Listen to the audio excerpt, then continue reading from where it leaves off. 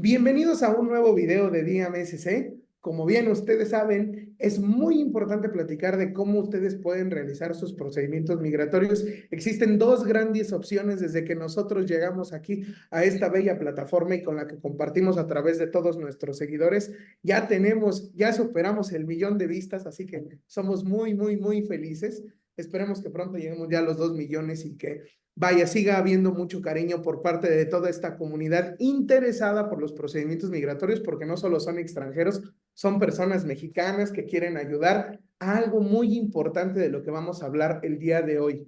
¿Cómo obtener una residencia temporal, permanente, una visa por medio de la unidad familiar? Y para ello me acompaña el día de hoy mi socio, y también muy orgulloso de decir fundador de este gran equipo que es DMSC, y que por supuesto si ustedes llevan un procedimiento con nosotros tengan la seguridad de que tendrán contacto con su gran equipo, el licenciado Ernesto Rizo, que ahora ya hay que presumirlo, ya maestro Ernesto Rizo. ¿Cómo se encuentra el día de hoy, licenciado? Hola José Luis, muy bien, muchas gracias. Espero que tú también estés muy bien.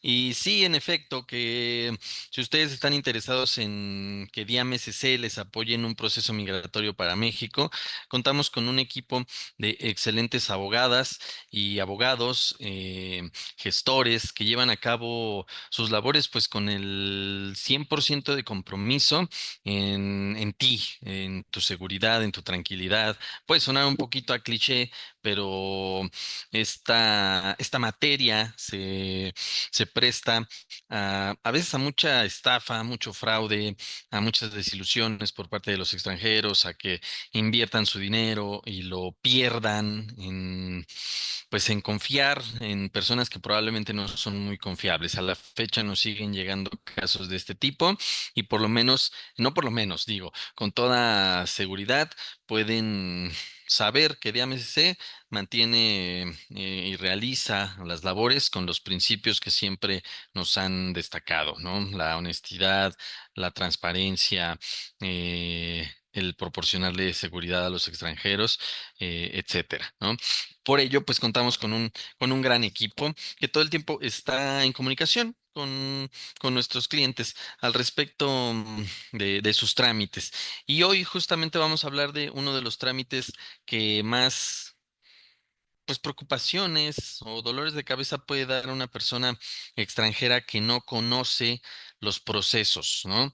Que es la visa por unidad familiar.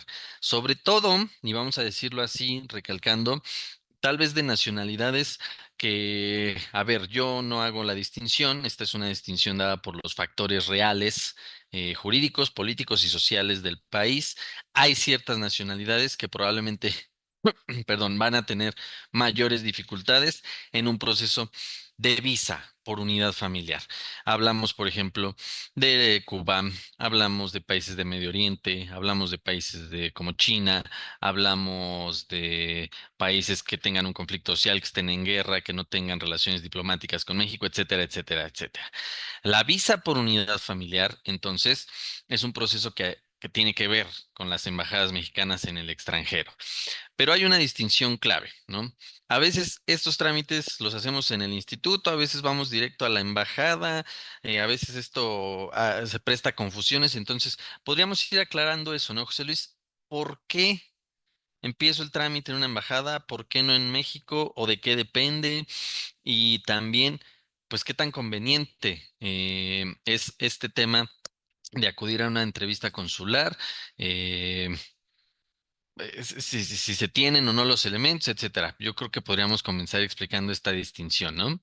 Pues como bien lo platicas, Ernesto, realmente es muy importante tener como este gran contexto de cómo funciona el trámite de una visa por unidad familiar y hablemoslo de manera franca. Como bien nos dice el licenciado Ernesto, hay nacionalidades que se encuentran restringidas. Y no es que precisamente sea el Instituto Nacional de Migración o incluso las embajadas las que hayan generado este tipo de acciones. Recordemos que existe algo muy importante en México que se llama política migratoria. Y esta política migratoria mantiene un conjunto de elementos en una balanza casi imposible de generar a un nivel perfecto. Hay interpretaciones, tenemos interpretaciones en materia de derechos humanos, tenemos interpretaciones precisamente en materia de actividades que no son lícitas con el Instituto Nacional de Migración, y por ello este desbalance ha provocado que recordemos que existe algo muy importante. Ernesto lo platicaba en una reunión muy importante en Día MSC, que el derecho es un sistema cerrado.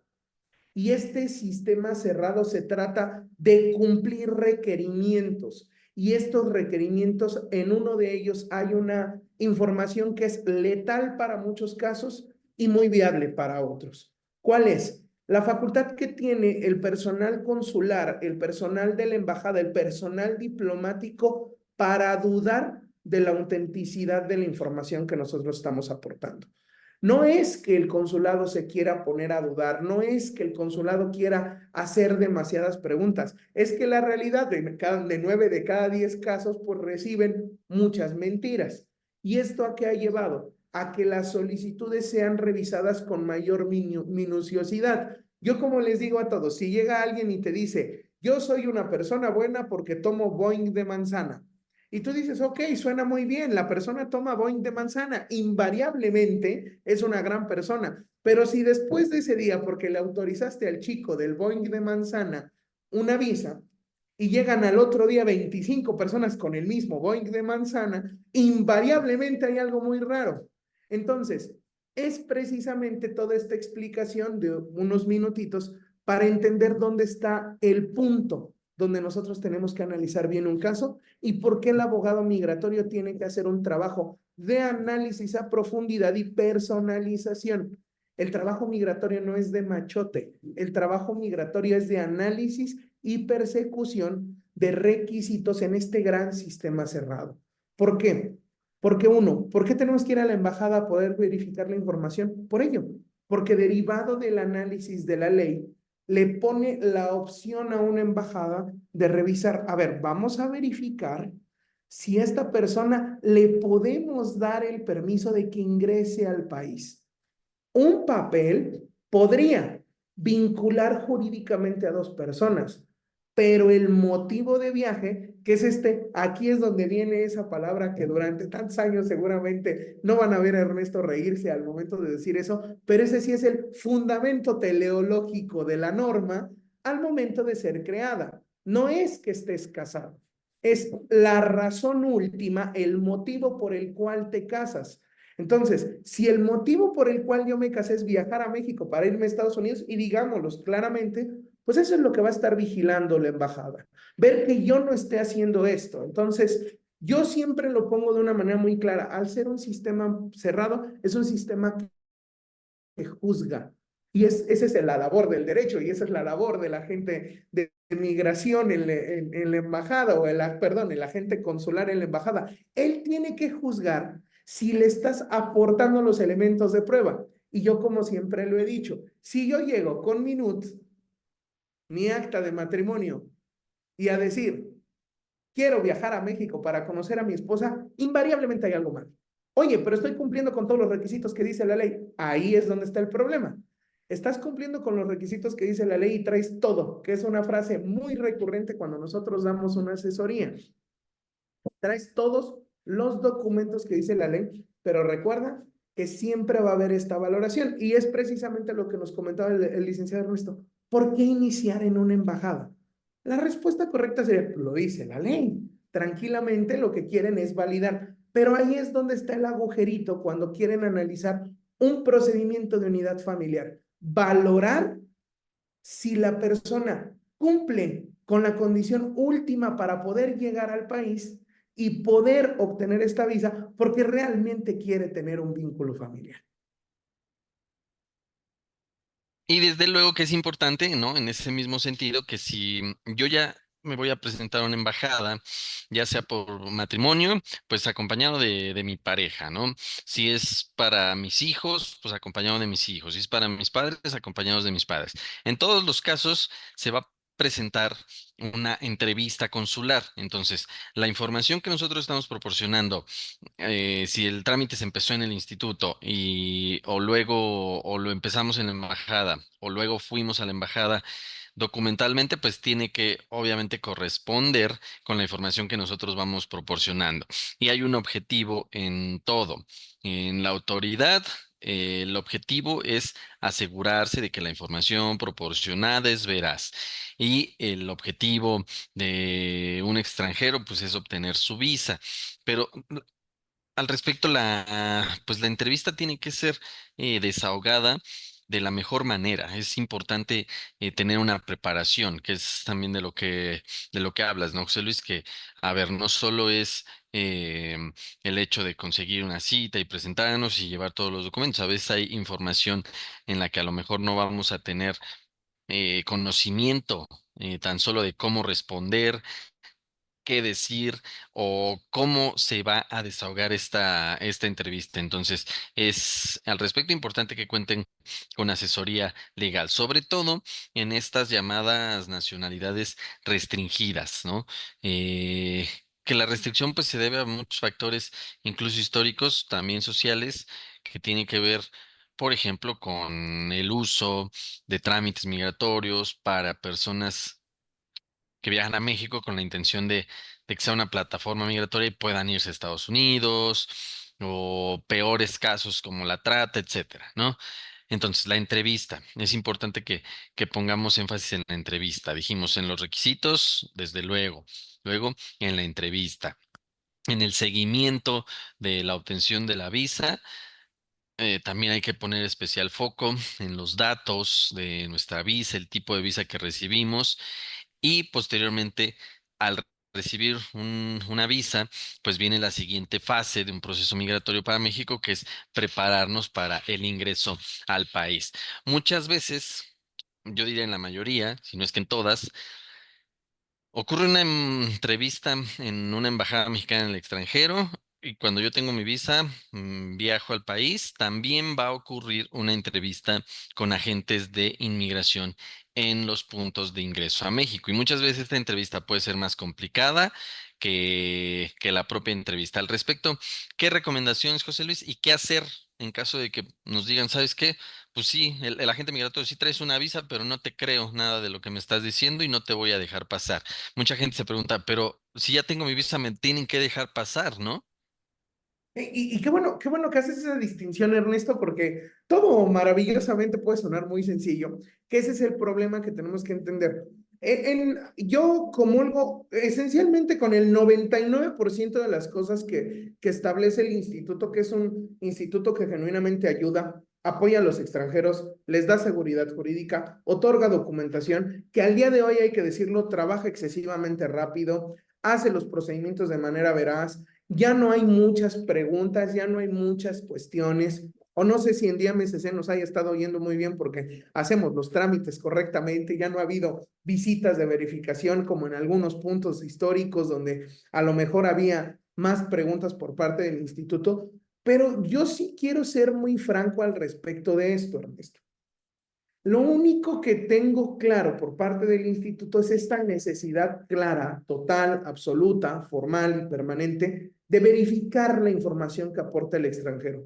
Yo creo que es algo que no ha dejado claro el instituto por medio de sus redes sociales o por medio de lo que hacemos, y es de nuevo regresar a ese punto donde el instituto tiene la facultad de decir que no a cualquier tipo de solicitud por una duda razonable, y serán los instrumentos jurídicos los que nos permitan decirle, migración, estás tomando la razón de un elemento que no está aportando todas las pruebas, pero como una autoridad tiene la facultad de hacerlo.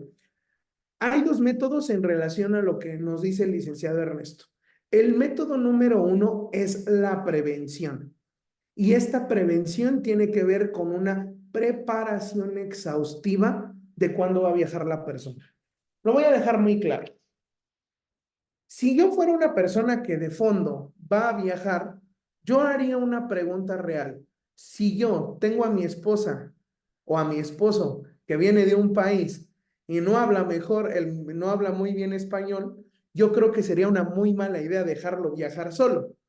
Licenciado, pero no es un requisito que viaje yo con la persona. Claro que no, pero se entendería mucho mejor que yo viajara con mi esposo, porque estoy preocupado de que mi esposo venga conmigo. Siguiente, me es imposible poder viajar con él, pero migración no se puede enterar de que yo no puedo viajar con él si no redacto un documento. Y volvemos precisamente a lo que platicábamos en otro video. Pues si mi esposo no habla español, no habla inglés y yo le mando un documento en español, ¿cómo sé que esa persona siquiera entiende el contenido del documento que le estoy enviando? Licenciado, pero es que necesito entonces una carta de invitación para poder decir que mi esposo viene a México. Como les digo, hay un método de prevención, de análisis particular. No se trata de engañar al instituto tratando de meterle un gol para ingresar o, como algunos abogados lo hacen de muy mala manera, decir meter a un extranjero a México. No, se trata de conseguir el conjunto de pruebas y elementos para que la gente migratoria amablemente pueda decir, esta persona genuinamente viene preparada, esta persona genuinamente viene a hacer lo que le corresponde hacer, lo voy a escuchar. Pero ¿qué pasa? Si yo llego con mi agente migratorio a entregarle documentos y decir, suena invariablemente a que alguien le hizo algo para que sonara raro. De eso se trata el método preventivo, que sería la primera respuesta que bien nos hace a la pregunta del licenciado Ernesto de ¿qué puedo hacer? Primero, método preventivo, y es un análisis que a día MSC, pues a veces nos puede llevar 25, 30 minutos o a veces nos requiere semanas de trabajo. ¿Por qué? Porque requerimos un documento, otro documento que viene traducido, que el traductor viene de otro estado, que nos manden documentación, que te la tenga que enviar en original, estados de cuenta, cuánto dinero te depositó. Es tu esposo y no te deposita dinero. Entonces, hay elementitos ahí tan claritos, tan quisquillosos que nos pueden llevar a un buen procedimiento. Y el segundo, que ahí no lo dejo más que a la apertura de la experiencia, por ejemplo, que tiene el licenciado Ernesto, juicio de amparo e invariablemente va de lado con la prevención. ¿Por qué? Porque no existe otra forma de defender a un extranjero en el aeropuerto que no sea el juicio de amparo. No se permite el ingreso por una razón muy simple. No son nuestros clientes hasta que no nos firman un documento.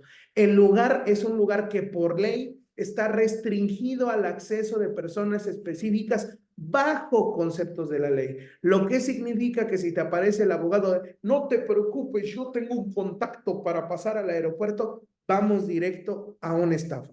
El procedimiento, y no se los dejará mentir el licenciado Ernesto, hoy en día hay que ser claros, concisos y realistas al momento de explicarlo. El juicio de amparo requiere que se ingrese en línea y no hay ninguna diferencia. Si yo ingreso mi juicio de amparo en línea, así lo ingreso físico. Es literalmente el Poder Judicial, que felicitación al Poder Judicial por todos los años que lleva haciendo un excelente trabajo, se encarga de llevar ese procedimiento. Y eso es lo que nos va a dar un resultado. Y no me dejará mentir el licenciado Ernesto. Después se nos autoriza como abogados, después se nos permite representar a nuestro extranjero y poderlo ayudar. Pero esas dos herramientas es de vital importancia que las tenga claro el extranjero que va a viajar a México por visa, por unidad familiar. Uno, migración. Siempre va a tener la facultad de decir, tú no entras. Traigas residencia permanente, temporal, visa, vengas de turista o no necesites visa para viajar a México. Es una facultad otorgada por la propia Constitución para que el extranjero pueda o no ingresar a México. Segundo, la prevención siempre me va a permitir tener un mejor desarrollo al momento de presentar. Y tercero, ante a cualquier duda de que migración no está valorando las pruebas, porque nadie es infalible en este mundo, podemos recurrir al juicio de amparo para establecer el conjunto de pruebas, suspender el no permiso de ingreso a México y ponernos en una situación jurídica donde nos podamos defender. Pues ahí está, nadie lo podría haber explicado mejor. Todas estas consideraciones son importantes en un proceso de visa por unidad familiar. Si tú tienes alguna duda, si tienes familia en México y quieres obtener una residencia para México, si tienes una duda, si quieres hacer un comentario, Contacta a Diam SC. Estamos en todas las redes sociales. También deja tus comentarios aquí debajo del video. Regálanos un like. Estamos en Twitter, estamos en Instagram, estamos en Facebook. Está nuestra página web en donde pueden encontrar artículos. Y estamos también en TikTok incluso. Lo vamos a dejar hasta aquí. Muchas gracias a toda la gente que nos ve y que nos escucha. Muchísimas gracias, José Luis, por tu compañía y tu sapiencia. Te dejo para que despidas este podcast de Diam SC. Ahora sí me voy a sentir muy amable, muy dichoso con mis papelitos en la mano. Recuerden, para todos los extranjeros, no se trata de buscar un abogado, se trata de buscar alguien que vaya acompañándote con la experiencia, con la responsabilidad, con el concepto de ley, porque toda persona en este país se puede defender, porque recuerden, nadie es ilegal en este mundo. Cuídense todos, feliz Navidad, feliz Año Nuevo, hasta pronto. Hasta luego, amigos.